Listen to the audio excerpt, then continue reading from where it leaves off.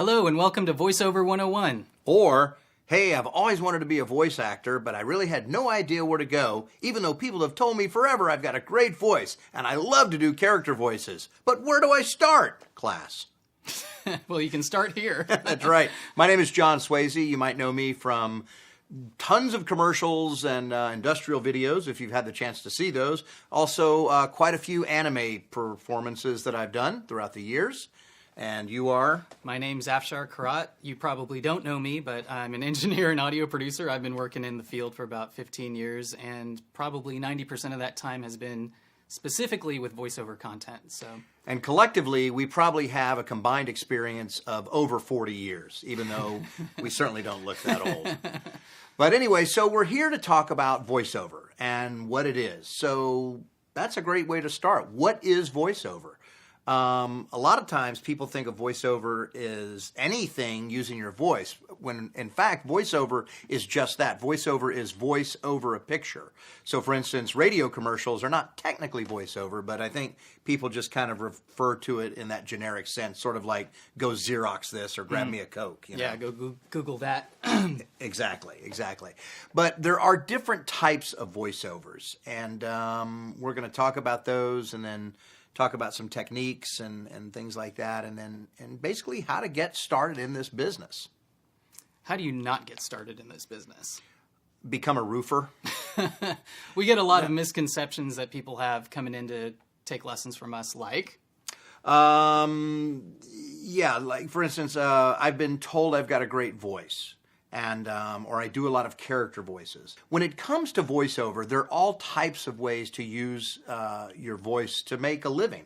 There's commercials, TV and radio. There are industrial narrations. There's e-learning. Training videos.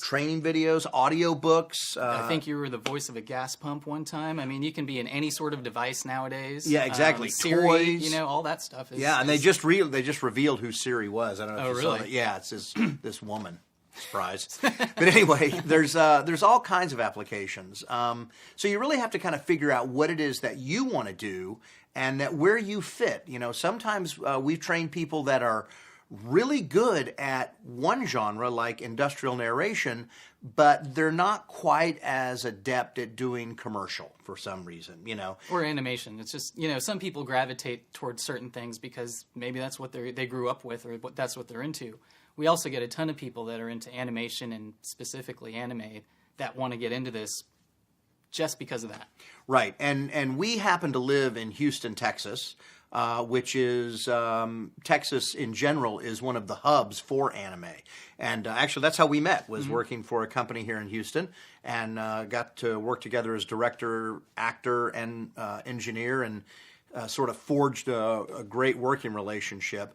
But there's all kinds of ways to use your voice. So we're going to cover some of those, and we're going to show you some examples of what to do and what not to do and that kind of thing. But I think one of the most important overall arches about voiceover is this, in a nutshell. Voiceover is really only good if it comes from here. And I mean by that, if it's genuine and authentic. If you sound fake or you're putting on some fake voice or something like that, it's not going to sound real and it's not going to sound good, pure and simple. So you want to keep it real.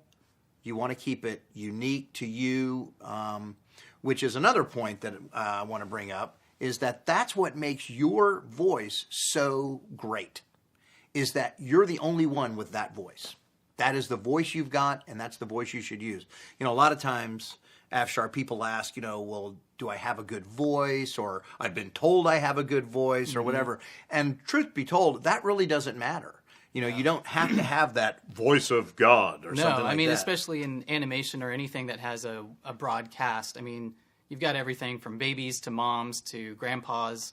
Someone's got a role for you. It's not like you're going to play all of those or you would want to. So yeah, go with your strengths, Right. I mean, the want is to be able to do everything. The reality is we can't do everything. I mean, no matter how good you are or how good you think you are or whatever, for instance, I cannot do what the late, great Don LaFontaine did, that in a world. I mean, I can kind of fake it, but again, it doesn't sound authentic. It doesn't sound real because I'm really having to push it out. What I do is be me, and that's what you need to do. Just be yourself.